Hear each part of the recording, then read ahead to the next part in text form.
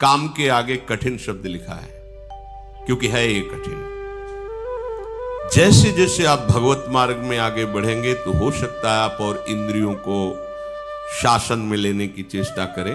हो सकती भी इंद्रिया और शासन में आप देखना न चाहें, सुनना न चाहें, बोलना न चाहें, चखना न चाहें, पर भक्ति का परम विरोधी शत्रु ये काम बख्शने वाला नहीं। ये बहुत भयानक शत्रु है काम, जनेन्द्रीय जन्य संयोग जन्य काम। प्राय मार के गिरा देता है, आगे नहीं बढ़ने देता। ये काम शत्रु ऐसा है, सबसे बड़ा और भयंकर ये राक्षस है। ये इतना खाता है फिर भी कभी अघाता नहीं, अर्थात चाहे जितना भोग लो कभी तृप्ति होने वाली ही नहीं है। भगवान ने इससे बहुत बड़ा वैरी कहा है गीता जी में, और अर्जुन से कहा मार इस दुश्मन को, मार सबसे पहले इस काम को गिरा। अब आप विचार करके देखो, यदि आप अपने हाथ से ही अपनी वासना से, अपनी कामना से, अपनी चेष्टा से इस काम का स्वागत करते हैं तो आपकी कहां स्थिति होगी।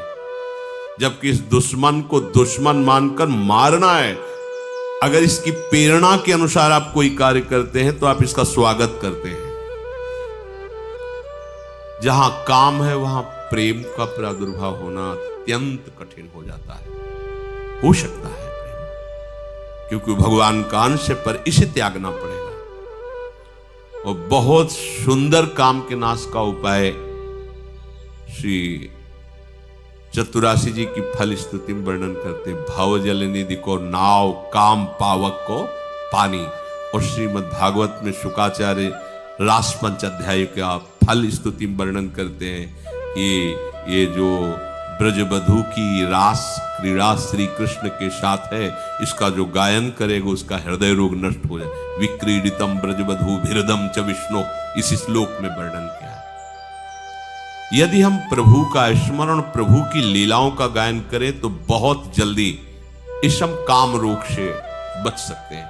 इसकी बचने की एक वृत्ति है, युक्ति है। अगर वो आप पास रख लें तो आप बच जाएंगे। वो युक्ति नहीं है तो फिर आपको घसीट ले जाएगा।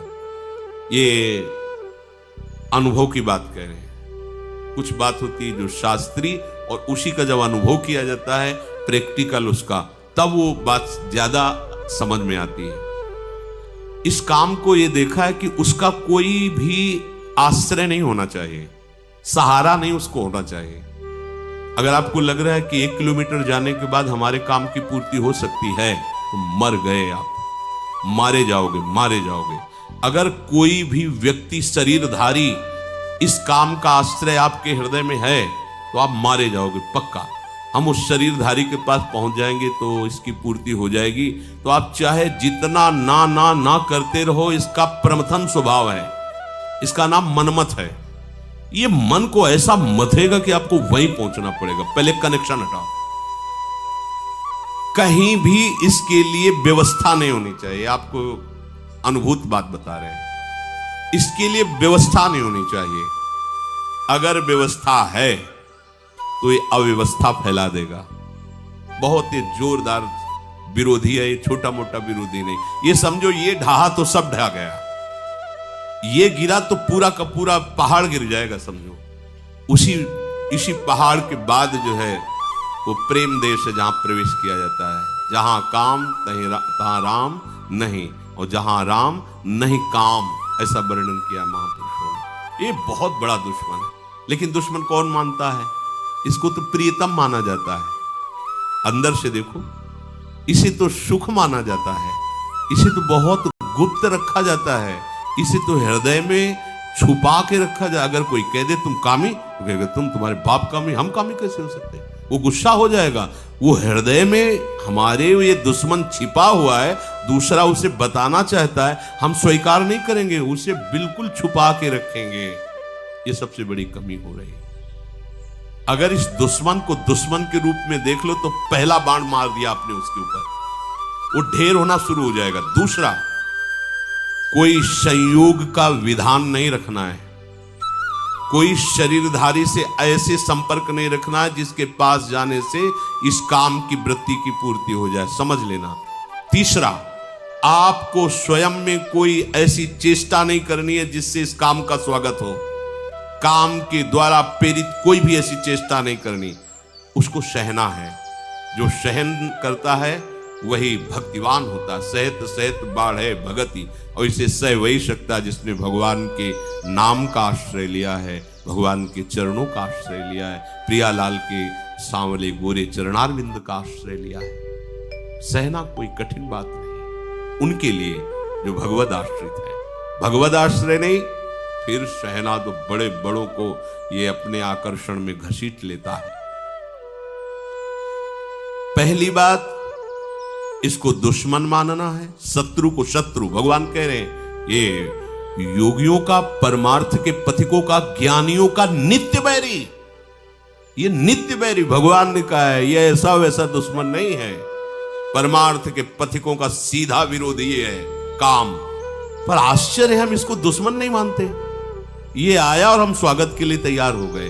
जैसी आज हमको ये चाहिए, जैसे कोई अतिथि आवे ना, आज हमको ये चाहिए, हाँ अभी अभी व्यवस्था करते हैं, हम ऐसे उसका स्वागत करते हैं। देखो वो जो प्रेरणा करता है, हरि गुरु की सब आज्ञाओं को रौंद करके हम वही करते हैं जो काम प्रेरणा करता है। अगर आप पहली बात स्वीकार करें कि हमारा ये दुश्मन है, तो आप फिर पैतरे सीख जाएंगे इसको परास्त करने की, क्योंकि आपके साथ हरि गुरु का कृपा बल है। बिल्कुल पक्का मानिए, पहली बात आपको इसे शत्रु रूप में देखना है शत्रु। भगवान कह रहे हैं कि ज्ञानिना नित्य वैरिणा, ज्ञानियों का नित्य वैरी है काम, परमार्थ मार्ग के पथिक का। दूसरा, कोई भी संयोग नहीं रखना। सच्ची मानिए, यदि आपके संयोग का है तो कई किलोमीटर पैदल चलवा देगा। कुछ भी न जाने कितने बहाने, न जाने कितने नाटक ये करेगा। बिल्कुल आप ये समझ लीजिए कि वो हम वाणी से नहीं कह सकते। ये भगवान व्यास देव जी कह रहे हैं, बलवान इंद्री ग्रामो विद्वानमपि करसति, विद्वानमपि करसति। अज्ञानियों की बात जाने, ज्ञानियों का नित्य बैरी है। तुम्हें शास्त्र का ज्ञान सब है, पर संयोग से कभी भी किसी भी तरह से इस काम का स्वागत नहीं होने देना। अब आप अपनी दृष्टि डालिए, कोई ऐसा तार तो नहीं है जहां इसको स्वागत के लिए हमारी गुंजाइश हो। बिल्कुल उसे काट दीजिए। हाँ, भागिए, ऐसे संग से दूर रहिए, चाहे स्त्री शरीर हो चाहे पुरुष शरीर हो, जिसके संग से कुमति उत्पन्न होकर प्रेम रस मार्ग में बाधा खड़ी हो जाओ, हमारा दुश्मन है। तीसरी बात, अपने द्वारा अपना नाश मत कीजिए। दूसरा, कोई शरीर का संयोग तो आपका नहीं है, पर आपने ऐसी कुचेष्टाएं सीख रखी हैं कि आप काम का स्वागत करते हैं। बहुत बड़ी हानि है। स्वप्न में भी तुम्हें परमानंद का अनुभव कैसे हो सकता है जब तुम ऐसे गंदे काम करते हो। जिस आसन पे तुम लेटते हो उसी में भजन करना है, रात दिन उसी में सुमिरन करना है, तुम अपने आसन को गंदा कर रहे हो। ऐसे परम पावन धाम में रह रहे हो, कैसी चेष्टा कर रहे हो। ये सब ध्यान से सुनो। ये सावधानी, ऐसी सावधानी जहां किंचन मात्र इसको कोई गुंजाइश नहीं मिलनी चाहिए काम को। चौथी बात, ऐसा कोई दृश्य देखने की चेष्टा मत करो जिससे इसका स्वागत हो। अगर कहीं ऐसी बाह चलते फिरते दृष्टि पड़ जाए पशु पक्षी पर भी, तो प्रिया प्रीतम का भाव करके प्रणाम करो, आगे बढ़ो। चिद चिद लक्षणम सर्वम राधा कृष्ण में जगत। दोबारा दृष्टि नहीं जानी चाहिए। किसी माता बहन पर कहीं कोई ऐसी दृष्टि जाए, मानसिक प्रणाम करो, हट जाओ। जो चाहे आपन कल्याणा, सुजस सुमति शुभ गति शुभ नाना, सो परनार लीलार गोसाई, तजौ चौथ के चंद किनाई। यदि आप काम पर विजय प्राप्त करना चाहते हैं तो विरोधी भाव जहां से प्रकट होते हैं, ऐसे शरीरों के दर्शन करने से बचिए, सावधान रहिए। मति गति सब भ्रष्ट हो जाएगी। केवल काम की ही एक ऐसी वृत्ति है जो सर्वनाश कर देती है। क्योंकि काम की पूर्ति न होने पर क्रोध आता है, काम की पूर्ति होने पर लोभ आता है। जैसे जैसे कामनाओं में बहते जाओगे, तुम्हारी मोह ममता बढ़ती जाएगी, अहंकार, सारे की सारी जड़ है ये काम। इसीलिए कठिन शब्द लगा है। कठिन काम वासना पाप का करके पूरी तरह विनाश। सच्ची मानिए, ये मन बहुत हमारा बेईमान है, ठग है, ये इनसे मिला हुआ है, विपक्ष से मिला हुआ है। हम भजन में रुचि प्रकट कराने के लिए जब इस मन को बैठालते हैं कि नाम जप कर, मंत्र जप कर, तो ये थोड़ा सहयोग देकर फिर हमसे अपना सहयोग मांगता है। थोड़ी देर ये मनोरंजन तो कर लेते हैं, थोड़ी देर ये काम तो कर लेते हैं, थोड़ी देर ऐसा, बस इसकी इस बात को, सलाह को मत मानना, ये ठगों से मिला हुआ है, लुटवा देगा, पूरा का पूरा लुटवा देगा, विश्वास कीजिए। फिर आगे चलकर एक ऐसी स्थिति आती है जिसमें काम का स्फुरण होता है। ऐसे स्फुरण हुआ, शांत हो गया, क्योंकि उसके लिए कोई भी बढ़ावे वाली वस्तु नहीं रह गई, ना स्वयं में क्रिया है, ना कोई संयोग का विधान है। तो ऐसे स्फुरण हुआ, खान पान या किसी जरा सा क्रम बिगड़ गया, ऐसे स्फुरण हुआ, फिर शांत। फिर जब आनंद की अंदर स्फूर्ति होती है, ये रह ही नहीं जाता है। फिर जब भाव प्रकट होता है तो आसपास विषय बिछा हुआ हो तो भी जैसे भुने हुए चने में कहीं अंकुरण नहीं हो सकता, दिखाई चना वैसा ही देगा आपको, वैसी आकृति वैसा, पर उसे कितना भी खाद पानी लगा दो नहीं, ऐसे ही नहीं। स्वात्मा रामम विषय मृग तृष्णाम भ्रमयति, जो आत्मस्वरूप प्रभु का साक्षात्कार किए हुए उसमें काम वासना का उदय ही नहीं होता है। ऊसर बरसई तृण नहीं जामा, संत हृदय जिमि उपज न कामा। जैसे ऊसर भूमि में कितनी भी जल खाद लगा दो अंकुरण नहीं हो सकता, ऐसे ही संत हृदय में कभी काम का प्रवेश नहीं हो सकता। पर पहले था, फिर भगवत आश्रय से, भगवत चिंतन से, भगवत कृपा बल से नहीं। ऐसा नहीं कि कोई गर्भ से पैदा होते ही निष्काम, या तो भगवान है या तो भगवत प्राप्त महापुरुष जगत कल्याण के लिए जो आते हैं वो होते हैं। तो अपने को हारना नहीं, क्योंकि अपने पास प्रभु हैं, प्रभु का बल है।